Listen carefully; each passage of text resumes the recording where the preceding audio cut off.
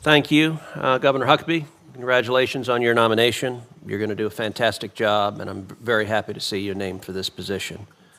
As you know, you're stepping into a role that's not just incredibly important, but it's also incredibly influential. In addition to implementing President Trump's policy, you will oversee what information gets sent back to Washington, D.C.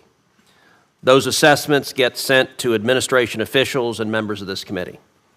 Indeed, this committee requires the State Department to submit a range of regular reports and relies on those reports to advance our oversight of the department and American foreign policy. And as you know, you're going to have your work cut out for you. During the Biden administration, such reports were often withheld, and when they were sent, they were systematically politicized to promote the administration's misguided Middle East policy, which boosted America's enemies and punished our allies. Officials in the Trump administration are just beginning to clear the shelves of what was left over. I am holding right now a report produced mostly during the Biden administration. It covers Palestinian Authority incitement of violence against Israelis for the period of February 2023. Hey everyone, welcome back to Conservative Chronicle. Something is seriously wrong in Washington. Ted Cruz just exposed the Biden administration for allegedly withholding a shocking report about violence against Israelis, and it's bad. This is about transparency, national security, and America's role in the Middle East. Stay tuned because what we're about to uncover is something the mainstream media won't talk about. Let's get into it. Ted Cruz held up an unclassified report that was deliberately kept from Congress for months. It details how the Palestinian Authority allegedly incited violence against Israelis between February 2023 and May 2024. To May 2024, which includes the aftermath of the October 7th terrorist attacks.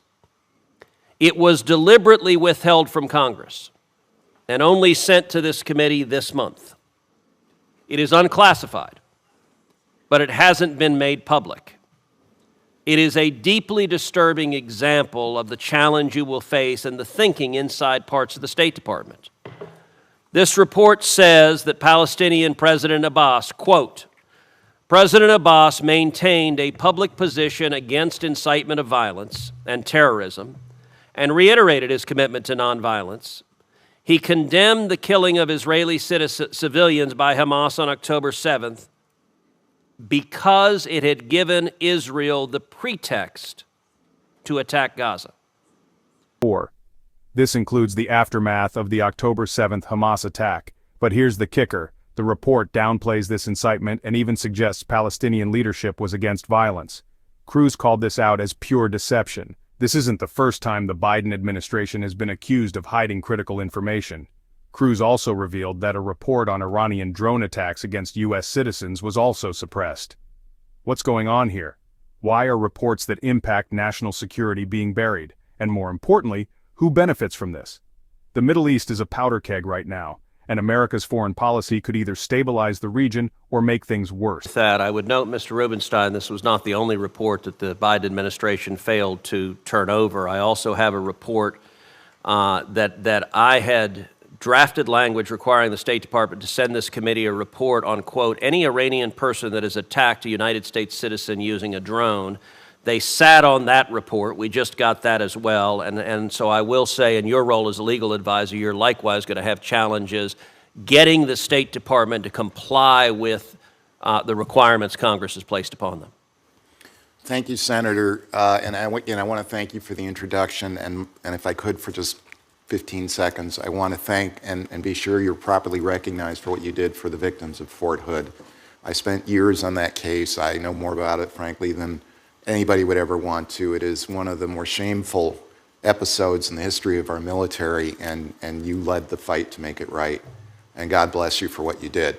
With respect to the reports that you mentioned, again, I'm not in there. I can't tell you exactly what's going in, but I can promise we will take a look at it. Terrific. Senator Cruz, I would just say I appreciate you raising those reports. I have not seen them, so I hope you'll share them with the rest of the committee. We'll happily share them with you. Thank you. Senator Lee. If the U.S. government ignores or manipulates reports about violence, it shapes policy in dangerous ways. It sends a message of weakness to Israel's enemies and emboldens terrorist groups. This isn't just about politics. This is about lives. Here's the bottom line. Ted Cruz is demanding accountability. He's calling out the State Department for failing to comply with Congress and warning that this kind of secrecy puts allies and Americans at risk.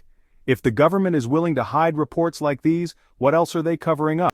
Let's put aside the disgusting claim that Israel's campaign against Hamas was done on a pretext.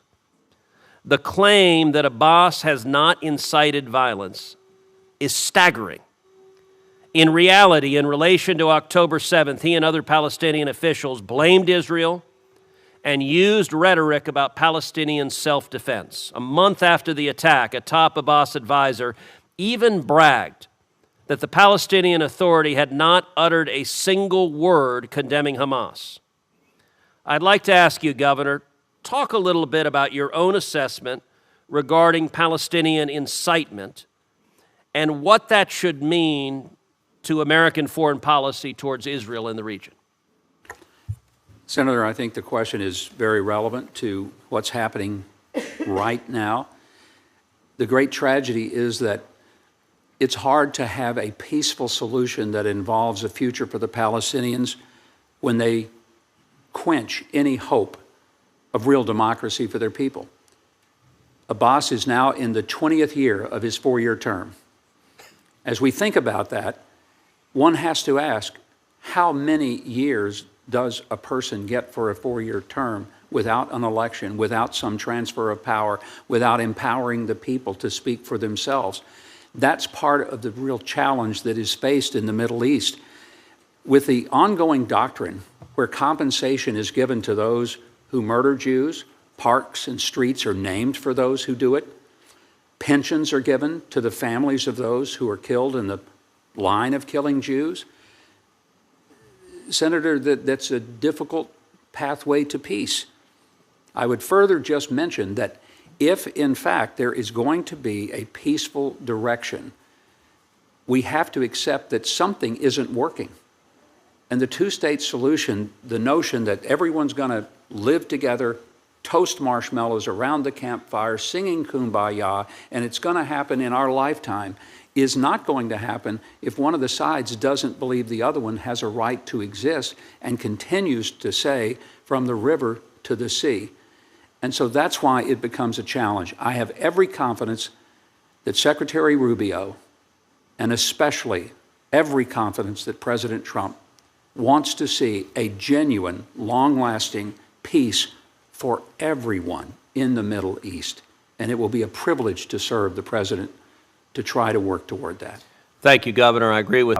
And listen, if you think the truth needs to be exposed, then now is the time to hit that subscribe button and turn on notifications. We're breaking stories like this every day, and you won't want to miss what's coming next. So, where does this go from here? Cruz has made it clear Congress needs to act. The question is, will they? Will the Biden administration release the full details, or will this get swept under the rug? Let me know what you think in the comments. Should there be an investigation? Let's talk about it. Thanks for watching, stay informed, and I'll see you in the next one.